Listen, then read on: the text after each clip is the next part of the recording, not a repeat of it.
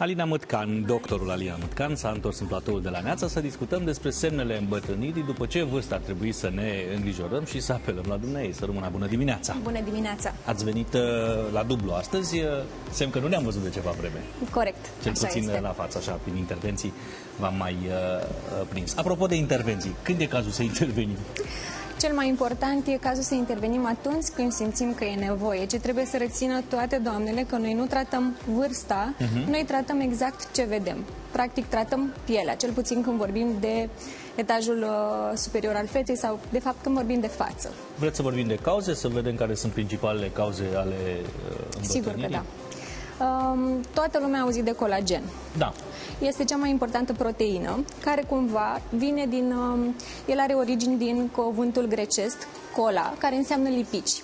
Astfel înțelegem că colagenul practic ne asigură alipirea pielii, tendoanelor, mușchilor, practic ne conferă structură, rezistență. Când vorbim de colagen ne gândim în primul rând la față, dar el are Există 28 de tipuri de colagen. 28 de tipuri? Da.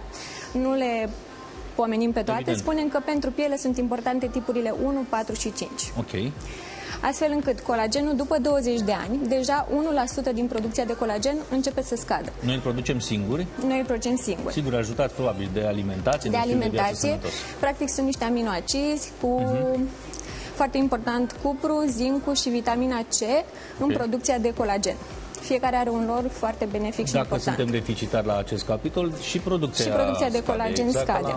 De asemenea, exact. De asemenea, soarele este dușmanul principal al colagenului, care cumva întrerupe fibrele de colagen și astfel ne apar ridurile. Diana Munteanu, du-te puțin și plimbă-te, că urmează o discuție. Apoi fumatul, care tot la fel slăbește foarte mult fibrele de colagen și astfel ne apare pielea elastică, își pierde din fermitate.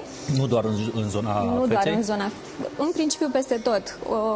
Cu cât fumăm și la nivelul sânilor observăm o elasticitate destul de mare a țesuturilor, la nivelul abdomenului, adică cumva colagen e peste tot, nu doar la față. Corect, bun. Cumva el își pune amprenta, factorii aceștia externi își pun amprenta peste tot, nu doar pe față, dar noi bineînțeles că vedem fața. Care sunt procesele biologice ale corpului nostru care accelerează îmbătrânirea? Cum îți spuneam, stresul, din mai multe puncte de vedere, lipsa somnului, fumatul, consumul de zahăr în exces, de asemenea este un dușman. Zahărul se vede pe piele? Zahărul se vede pentru că cumva fibrele de colagen se descoamează și atunci apare laxitatea. De la zahăr? Da. Ok. După 40 de ani, în schimb, această pierdere de colagen devine și mai mare. Și atunci femeile încep să-și pune semne de întrebare ce pot să facă și cum pot să acționeze asupra acestei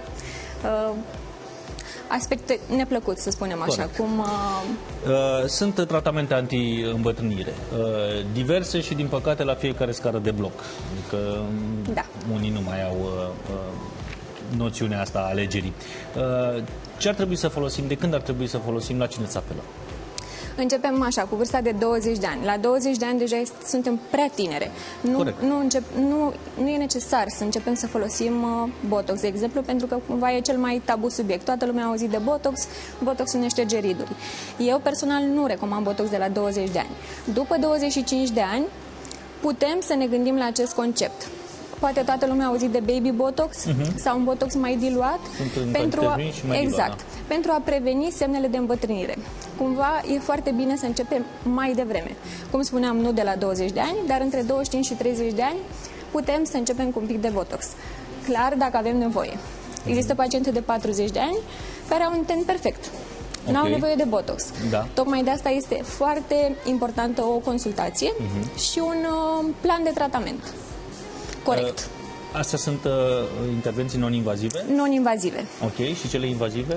Cele invazive, deja discutăm de intervenții atunci când avem o laxitate destul de mare, care nu mai poate fi corectată și nu mai putem obține un efect vizibil și dorit de pacient. Atunci ne gândim la alte lucruri, cum ar fi liftingul facial, blefaroplastia pentru ploapele superioare, atunci când avem foarte mult de riduri la ploapa inferioară sau piele lăsată, deja ne gândim la alte lucruri.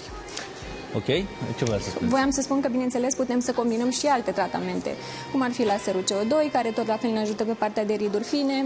Sunt foarte importante peelingurile sezoniere pe care le facem pentru îndepărtarea straturilor și celulelor superficiale care nu mai sunt viabile și tot așa. Alina Mâtcan în platoul de la Neața, povestind despre semne ale îmbătrânirii. Din partea unui chirurg estetician altfel vin informațiile. Vedeți, noi mergem direct la sursă și nu ne informăm de la câte o vecină care a făcut un tratament, sigur, nu aici, în Coreea de Sud, care a avut rezultate miraculoase. E și o chestiune culturală. Vedeți foarte bine, în Europa de Est încă se poartă în chipul ăsta bibelou de porțelan. Dacă vă uitați în Franța, de exemplu, sau, uite, în Emily in Paris, o să vedeți cât de sexy consideră francezii ridurile ce se aștern pe pleoapele doamnelor.